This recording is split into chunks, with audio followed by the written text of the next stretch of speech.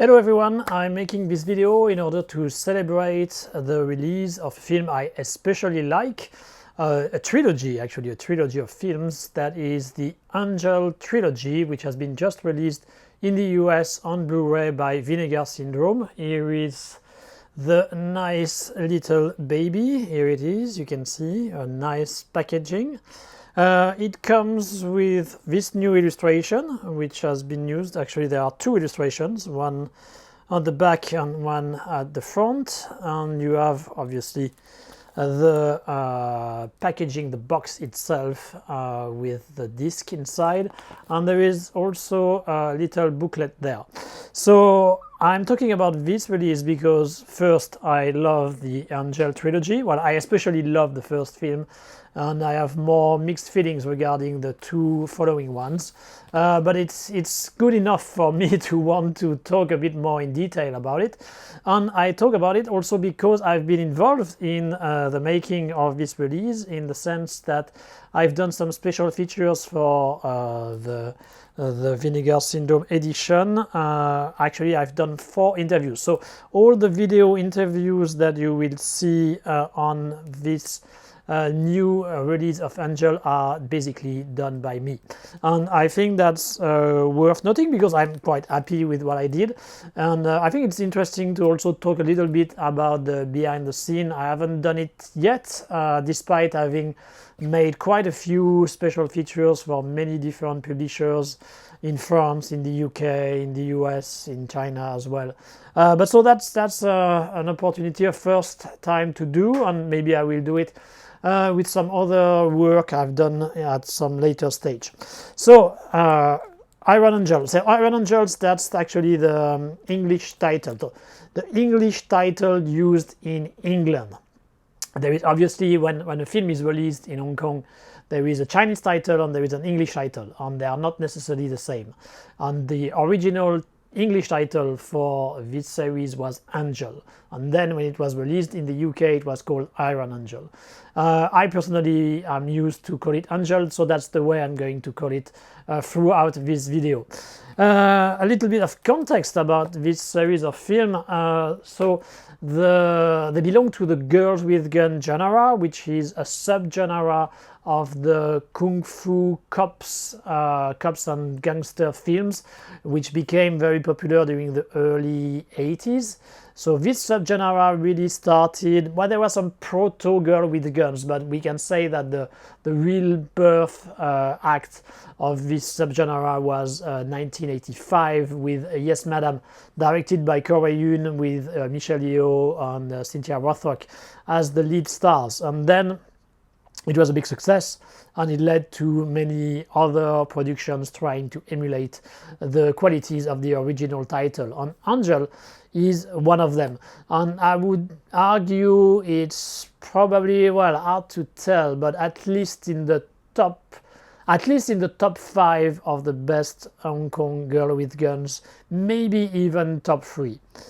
It's a brilliant film if you like girl with guns. So you have to understand that it's a very specific subgenre with rules, and you must accept those rules in order to enjoy the film for what it is. To go back on the context, so girl with guns films, they are basically modern action film with usually a cop and gangsters story, and that's exactly what it is here with Angel. We have basically 3 kind of secret agent fighting against drug trafficking in Hong Kong, and especially a specific triad which is very involved in the traffic through the Golden Triangle in Thailand and Myanmar, this kind of area, which was one of the biggest and main producer of drug during the second half of the 20th century. It has changed since, but because of that, because of the proximity, Hong Kong was a natural place in order to transfer this drug all over the world. So that's based on a reality which was then often used for film purpose, and in order to have some pretty simple storylines of the good guy fighting against the bad guys, in the model of what was happening in the US with the war on drugs, this kind of things. So Hong Kong followed suit on that, and they used this kind of dynamic for a lot of action film during that time. So the story by itself is nothing original, nothing special. We have seen it many times. But what makes the film interesting is that it managed to have all the right ingredients at the right time. So we find back the energy which was so unique and so specific to Hong Kong cinema during the 80s. It's a film which is very dynamic, with a very good rhythm, which use many different styles. So you have some comedy scenes, you have some drama, you have some action. There is a bit of everything for you to never be bored and to always enjoy it. And there is also some young and charismatic actors. Moon Lee, who is one of the main heroes, would become then one of the big characters, one of the big symbol of Girl with Guns film. She would do tens and tens of films of such nature, which was both a blessing and a curse, I guess. Blessing because obviously we were able to see great skills when it comes to action scenes and see her in many films. But curse because before Angel, she actually had been in a few other films, including some serious drama around prostitution. And she showed that she had some good skills, some good acting skills. So she could have done other kind of films, but then she was typecast because of Angel, and she became this symbol of Girl with Guns, and she was only asked to do Girl with Guns film, which is in a way a bit of a waste of her talent, which was beyond just action. Then you have also Yukari Oshima, who plays the main bad guy from the first film, who is obviously a Japanese actress and who would become another main actress when it comes to Hong Kong, A Girl with Guns. She did tens and tens. She did a lot of films in partnership with Moon Lee, and she has great action skills because she was trained partly under the Japan Action Club in Japan, but also mostly under Yasaki Kurata, who was the main Japanese guy from Hong Kong cinema during that time. And so she was able to develop great martial arts and action skills, which she put to great use in many films. And then she had also this kind of magnetism in her. She was really able to have this kind of natural charisma, which made you want to always see more of her in films. So a great duo there of the good and the bad. But actually the casting of the film is quite exceptional when you look at it, because alongside those two people you have also Elaine Loy, who was still fairly newcomer. She had done another action comedy film called The Innocent Interloper, where she showed good skills. She would never really manage to become this icon of Girl with Guns like Moon or Yukari, but she still developed an interesting career, having worked later on films like Bride with White Hair by Ronnie Yu, or Once Upon a Time in China 5 under Chow Yar-k's lead. So she did some pretty good films. Then you had Alex Fong, the Hong Kong Richard Gere, who got to act in many films after. He was still very fresh there. He was still a new face, a former model who was trying his chance in cinema. And you have what was probably the biggest marketing gimmick for the film, that is Seijo Hideki. So Seijo Hideki was a Japanese singer who did very few films, and that's on his only Hong Kong film there. And he was very popular in Japan and in Asia in general.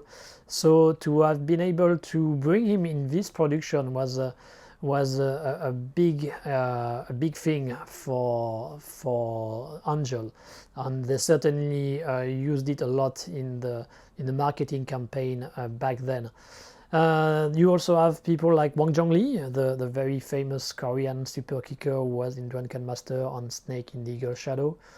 who is always a pleasure to be here playing one of the bad guy, as it should be. So a big cast there, and they are very well used in the film. They all have enough material to work on, and their natural charisma also is a great thing to see. Oh, I forgot, we also have David Chiang, who plays the boss of the secret agent, who is more of a supporting part. David Chiang, of course, was one of the favorite lead of Chang Che at Shaw Brothers during the early 1970s. Fun fact, I actually interviewed David Chiang a few months ago. Obviously, we talk mostly about his career at Shaw Brothers, but I did mention his participation in Angel, because as I love Angel, that was a good opportunity to talk about it. But he had actually almost no memory at all. So the conversation when it came to this film was very short-lived. And so, yeah, what is really so great in Angel, as I said, it's the energy, it's the rhythm, it's this blend of genre which actually works very well with each other. The comedy helps for you to get into the characters, but then you suffer with them during the drama part, and you are excited when they are doing action scenes. So it works very, very well. There is also a very good music in what we would call nowadays a synth wave style, very efficient, very good theme, and it's a very good thing that it is a good theme, because it's used many times in the film. So if it had been a bad theme, that would be quite annoying.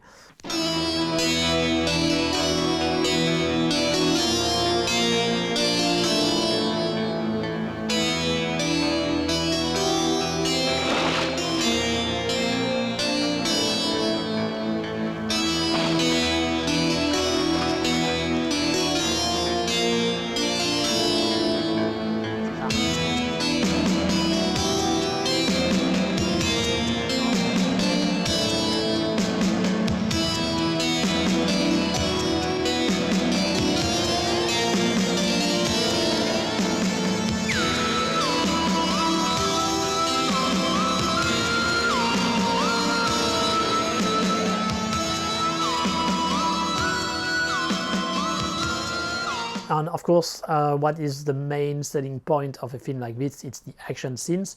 And the action scenes were the product of action director or choreographer who is not, in my opinion, recognized enough for his talent. That is Tony Leung Siu-hung.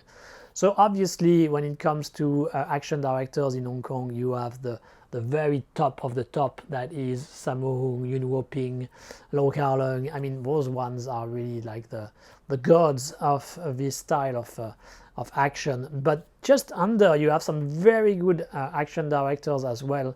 And Tony Leung Siu-hung, in my opinion, is one of them. It's really just under those genius of actions. And especially what he did during the 1980s is really a blast to see. And he did a great job on Angel. There are quite a few action scenes, of course, throughout the film, but there are two which are, to this day, some of my favorite. That is the one with the attack of the villa of the bad guy, in order to rescue, I believe it is Alex Fong. This scene is mayhem. It's madness. It's so aggressive, so energetic. I love it.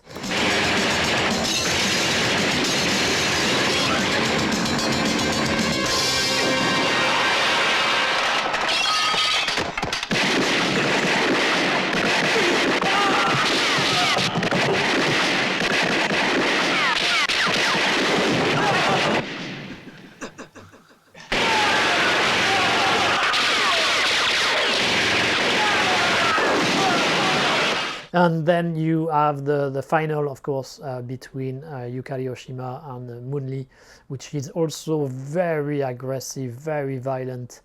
It's a joy to watch.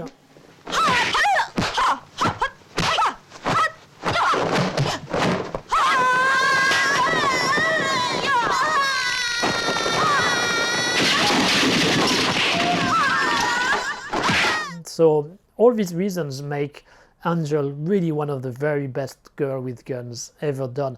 It's not revolutionizing anything, it's not creating some new rules, it's just using the rules which have already been set 2 years before with Yes Madam on some of the following titles, and it uses it as good as it can. And that's a very enjoyable film, and of course the print which is proposed here is beautiful, so it's really the best conditions in order to appreciate the film. It was a success, and of course it led to 2 other films, the well-titled Angel 2, which was released in 1988, and Angel 3 in 1989. Unfortunately, the sequels are not as good as the first one, and there is a problem which was actually already present in the first film, which becomes very much front and center when it comes to the number 2 and number 3. That is that we are supposed to see Girl with Guns. Those films are labeled this way, but actually in many cases quite a few Girl with Guns films, Hong Kong Girl with Guns films, didn't seem to be confident enough with having female heroine, so they often put also some male hero alongside, and depending on the titles, sometimes those male heroes tend to take more and more space. There was already this going on in the first Angel with the character of Saijo Hideki, who was the biggest name of the film, and so obviously he had more screening time than the others, which is fair to some extent, but sometimes you regret it because it seems like there is more to do actually with the female characters. But the first Angel was still quite well dealt with when it comes to that, and still the female characters were important, and they did many things, and so this problem was not too annoying.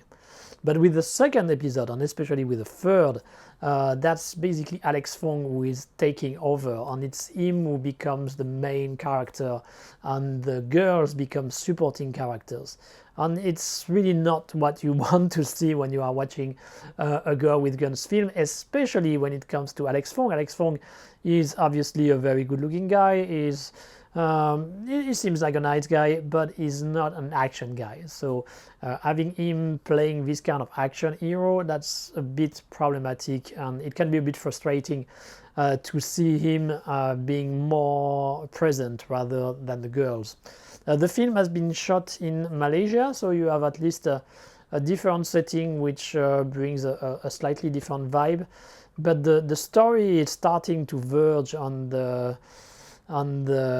cartoonish, with the bad guy, the main bad guy being some kind of proto-dictator, a big fan of Hitler and this kind of thing. I mean, it's not very subtle, doesn't make much sense to have a Nazi wanting to rule the world from Malaysia. But anyway, that's what they did. That's what they did with this film. But so when it comes to the story, while the first one you can't say it's a great story, but at least it was believable and it did the job. With the second one, it's getting a bit crazy. So that's some real problems. And another big problem with the second episode is that the rhythm is not as good as the first one. The first one really managed to find the perfect balance when it comes to action, when it comes to comedy, when it comes to drama, and to have it in a succession which never gets you bored. That's not the case with the second episode, where I would say like the first 2/3 of the film are basically comedy and drama scenes, not many action scenes, and that gets you a bit bored at some point, because obviously you are there to have some action. I mean, action is the big selling point of those films, and if you don't have as much action as you want, that can be a bit frustrating. In fact, most of the action on the second episode is concentrated on the end of the film, And it's great. The action at the end is really good, a very good quality, especially when you know the budget and the time that they had to do it.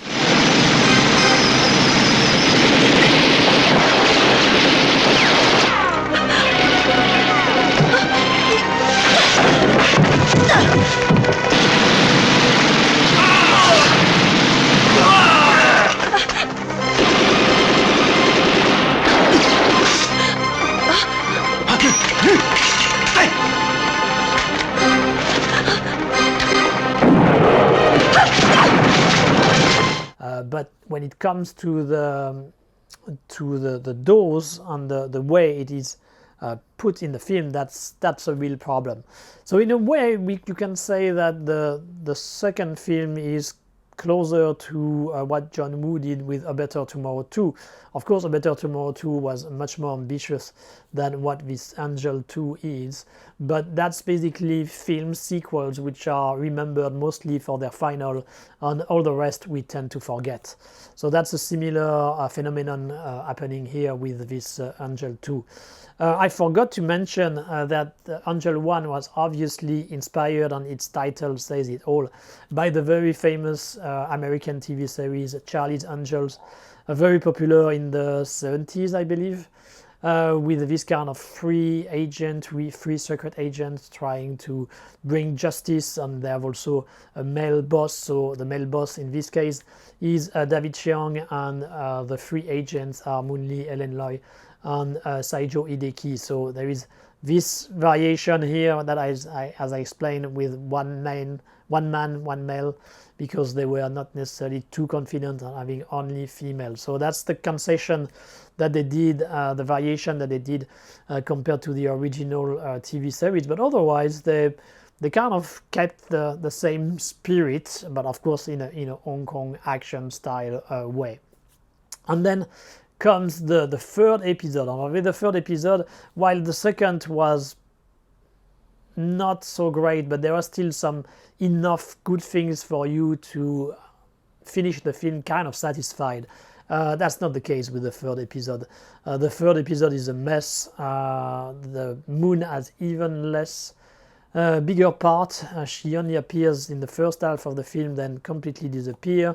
Alex Fong is even more at the center of the story. Then you have some other supporting characters, but they are really not well shown here. I mean, they are quite annoying, actually, most of them. Even less action. When the action finally happens, it's quite good, but there is not really much. And the final is really getting into the Z territory. I mean, getting into the campy and ridiculous territory with Alex Fong on a jetpack. In a way, it's quite funny. So if you don't expect anything of high quality, you can still enjoy. There are still a few fight scenes, especially the one with Moon Lee, which are quite good, but all the rest is not very remarkable in any way, except for comedy factor. So for the third episode, I would advise you actually to grab a beer, maybe bring some friends, and watch the film with the idea that you are going to watch a comedy, and that's probably the best way to deal with it. So this trilogy, as you can see, in my opinion, is very uneven, but you have a great film that is the first Angel. You have a decent uneven sequel that is Angel 2, and you have then the ugly duckling, the ugly baby, which is good for laugh and pretty much nothing else. But just for the first one, I would say it's still very much worth to watch. And so this release come at the right time. This release by Vinegar Syndrome comes at the right time.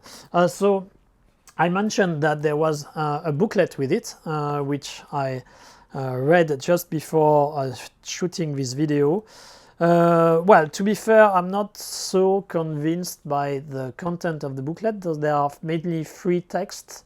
The first one is basically a glorified film review of the three films, So a lot of summing up the story with a few comments there and there. I didn't find it very insightful personally. The second is a bit more interesting. It's basically an introduction with a bit of an academic style into the place of female heroine in modern action films. So I've read quite a few things about this subject, so I didn't really learn anything new about it, but it's still a good introduction if you want to discover this kind of subject. And then the last one is quite interesting in the sense that it's really focusing on the main architect of this trilogy, which is Teresa Wu. Now, when it comes to Teresa Wu, there have been this long discussion about is she the real director of the trilogy of the three Angel films. And I'm actually at the source, I guess, of this interrogation, because I did an interview with Tony Leung quite a few years ago, 15 years ago at least, where we talk about the film, and I asked him who directed it, and he said it was not Teresa Wu, it was Ivan Lai. And so that was published on HK Cinemagic. You can still find it if you go online. And since then, actually, I did some other interviews with people who had worked on the film, and they all confirmed that Teresa Wu was not the director of the three Angel films. So, but this writer, she hasn't met those people. So she elaborates based on what she has read from me and from other people. And so she takes it with a grain of salt, and she's arguing, or at least giving the benefit of the doubt to Teresa Wu, and consider that she may have directed still some parts of the film, which I believe is a wrong assessment. But I think she's a bit blinded by the idea, which can be quite attractive, I understand, that it would be very interesting to have a female director shoot an action film with female heroines. And as she seems to enjoy this idea, she wants to go in this direction. But I think she's wrong on that. But what is interesting with her, what she did there, is that obviously she didn't have access to any first-hand information like me. She didn't do any interview with people who have worked on the film. And she got, in my opinion, wrong on that part, on the idea that Teresa Wu did direct some parts of the film. But she got it right on some other points, which is quite impressive, actually. So she was able to get the connection with a very rich family who were the founders of the Tsingtao newspaper. They were basically the Tiger Bomb family. And actually Teresa Wu is part of this family. And she was able to get that. And that's quite impressive from her, to be able to get this connection right without being there, without being in Hong Kong, without being able to really ask around. So that's an interesting text there, not fully satisfying in my opinion, but which gets some things correct. So interesting thing. Well, but the booklet is not the main attraction, I think. But anyway, it comes with the package, so it's always nice to have it. But then you have the main dish, which are my interviews. Sorry to say that I think that it's more interesting, but because it's material for the most part which has never been seen, and it brings some first-hand a point of view on the making of those films, so that's why I think they are that interesting. So there are 4 interviews with people who have worked on the film, and they're all from me. So you have an interview with Elaine Loy, you have an interview with Raymond Leung, an interview with Johnny Lee, and the last one is with Stanley Tong. So the Elaine Loy interview was actually the interview that you could see on my YouTube channel a few, I don't know, months ago, but you cannot access it anymore because when Vinegar Syndrome contacted me, they contacted me in order to get this interview. So they paid for it, and so by definition, if they paid for it, then I cannot feature it for free on my YouTube channel. So I have removed it. But it's basically the same. I've changed the editing, but the content is exactly the same. So if you have seen this interview on my YouTube channel, you will discover it almost verbatim the same on this Vinegar Syndrome release. The format is not exactly what I enjoy the most, if you remember, for those who have seen it. So actually, I'm in the shot with this interview, which I believe is the only one time I did that. Usually the way I do is that I would put the person in the frame, the person I interview in the frame, exactly like I am right now here. And I would be behind the camera. I would ask the questions from behind the camera, and the person I interview would just answer directly for the camera. And that's what I wanted to do with Elaine, but she didn't like it. She wanted to have me in the frame, in the shot, so that we would have a discussion.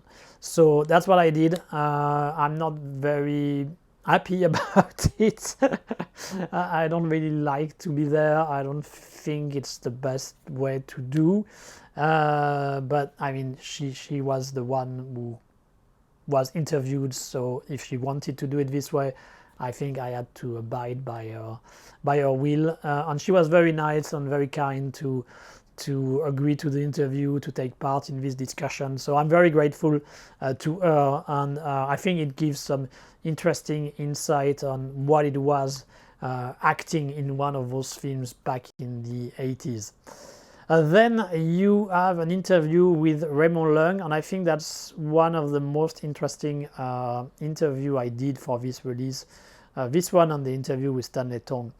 Why is it the case? Because the Raymond Leung interview finally clear up the question of who is the director of Angel, once and for all, I believe.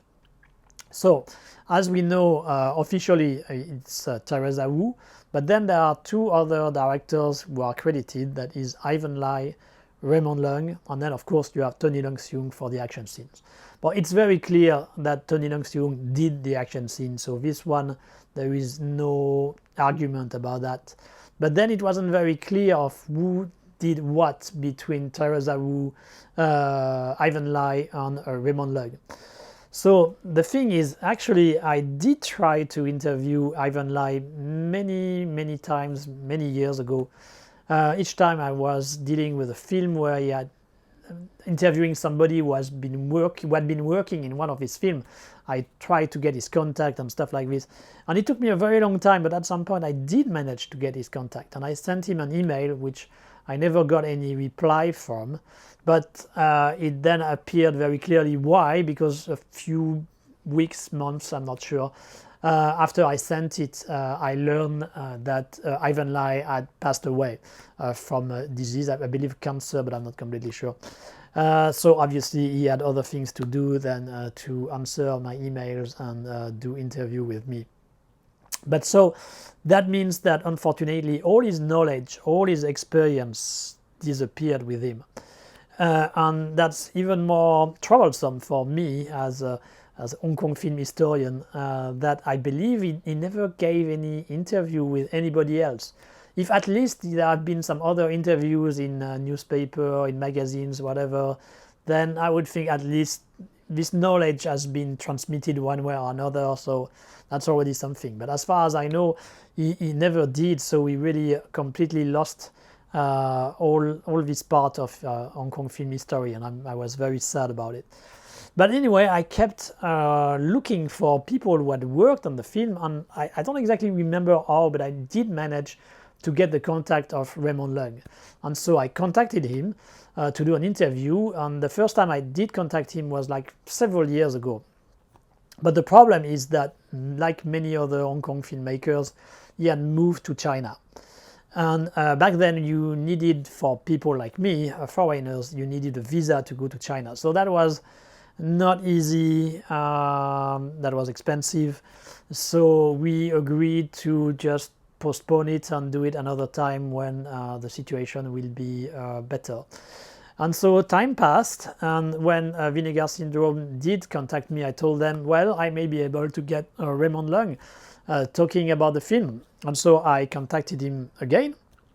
Since then, he actually had forgotten about me, but anyway, I reintroduced myself.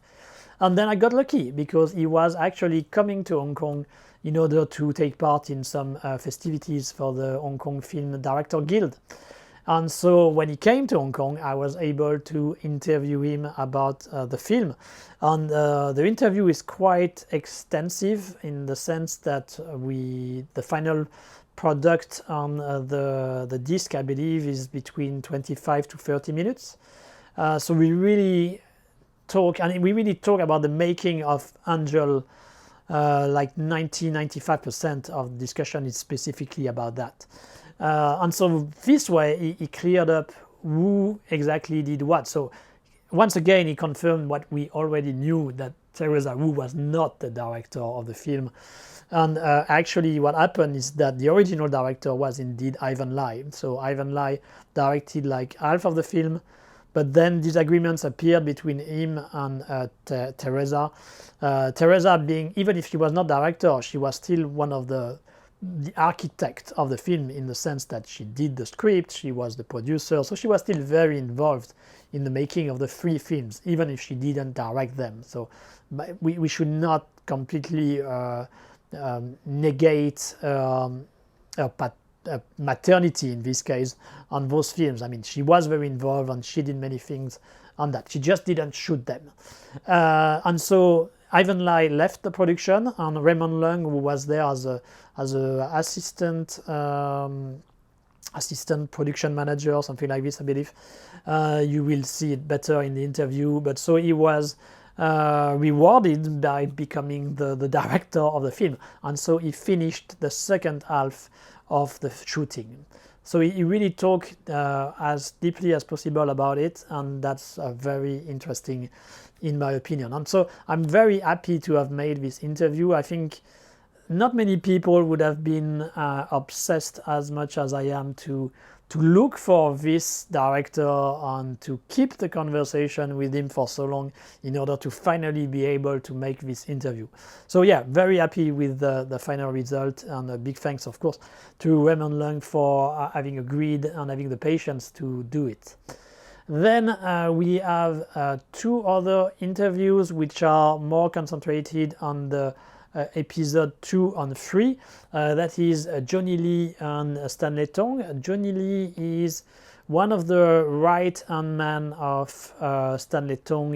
He has been the production manager, assistant director for Stanley on many films. Actually, if you buy the French release by Le Chat qui Fume of Police Story 3, you will see an interview with him I did. It's exactly the same interview, actually, just some different parts which have been put on different release. And so we discussed the making of Angel 2 and 3. As he was production manager, he knows a lot of behind the scene and the difficulty there was in shooting in Malaysia for the second episode and in Thailand for the third. Actually, the interview really concentrates more on the second episode. It doesn't have that much to say about the third episode, but there are already a lot of very interesting stories about the making of the second film. Johnny Lee is a funny guy, very modest, very approachable. So it was really a pleasure to discuss about the making of the film with him. And then we have his boss, Stanley Tong. And so when it comes to Stanley Tong, there are quite some interesting behind the scenes story as well. So the way I managed to get Stanley's interview is quite funny, in the sense that I actually got his contact through his brother-in-law. So Stanley has a sister, and this sister is married to a French expat living in Hong Kong who has some activities related to cinema. And so being in Hong Kong, being French, obviously I got to know him quite a lot, quite extensively, and I've met him many times, so we know each other quite well. And at some point during a cocktail, I don't really remember how, but he told me that he was actually the brother-in-law of Stanley Tong, and obviously when he said that, I was, whoa, that's great, I need to interview him. But it's the same problem as Raymond Leung. Stanley doesn't really do film in Hong Kong anymore. Now he's working in the mainland. He's living between Shanghai and Beijing. So that meant I had to go to Beijing in order to interview him. I discussed with Vinegar Syndrome about the possibility of me going there. Unfortunately, I must say that Vinegar Syndrome wasn't that supportive about the idea, and by supportive, I mean financially, because of course that's the main issue when you are doing these kind of things. But anyway, I thought it's still worth to do, so I will just do it on my own, and that's what I did. So I activated my connection with his brother-in-law. He managed to get me the interview, but even with this connection, the way it was done was very rushed, because I had to finish the special features in order for them to be ready to be included on the release, and the deadline was getting closer and closer. So when I asked about the possibility of doing an interview with Stanley, I think that was in early week, around a Monday or something like this. So I had to wait until Saturday to know if finally he had agreed to it, which he did. And so on this Saturday, just after I got the green light, I bought my plane ticket for Beijing, and I took the plane to Beijing the Sunday morning, and I arrived in Beijing around noon, and then I went directly to the place, to his office in Beijing, in order to do the interview. So everything was very rushed. But fortunately, he was very welcoming, very eager to talk about the making of those films. I had, as it is often the case when I'm interviewing those kind of people, I have way too many questions. I had like 5 pages of questions, which obviously we could not cover, so we did like maybe half of it. But fortunately, that covered his early films, that are the Angel 2 and Angel 3. So he was really able to discuss once again quite extensively the making of his films, of which he is the real director. Once again, Teresa Wu didn't direct anything. The story is actually a bit similar to what happened on the first episode. Actually, Raymond Leung, the final director of the first Angel, was supposed to direct Angel 2, but there were disagreements between him and Teresa Wu, so he was removed from the project, and Stanley Tong, who was supposed to be the action director, became also what they call the acting director. So he became the full director in practice. But Teresa Wu, wanting to keep her title of director, name on it as a director, then Stanley Tong was not credited as just director as it should be, but as acting director. But that's how it worked in the Hong Kong film industry around that time. But he was the real guy shooting the film, so obviously he has many things to tell about it. Once again, it's a pretty long interview, I think around 30 to 35 minutes. So we were really able to go into details about the making of those films, and I think it's great to hear many funny or crazy stories to hear from him. So it was really a joy. So I didn't regret having gone to Beijing, even if it was under my own cost. If I was in the same situation, I would redo it again, even if I hope that at some point I would get some financial support from those publishers. But so yeah, that's what I did for this new release of Angel. Quite satisfied with the result. I hope you will enjoy it. I hope you will buy it, obviously. I hope you will enjoy the films first, that's the most important, and then I hope that you will enjoy the special features that I've done for it.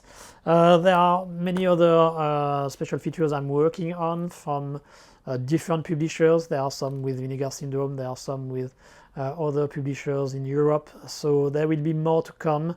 I'm not over with my quest to record the memories of as many people from the Hong Kong film industry of the golden age as possible. So stay tuned, because there will still more good stuff to come. And until then, I wish you a great day, and we will see each other on some other video. See you.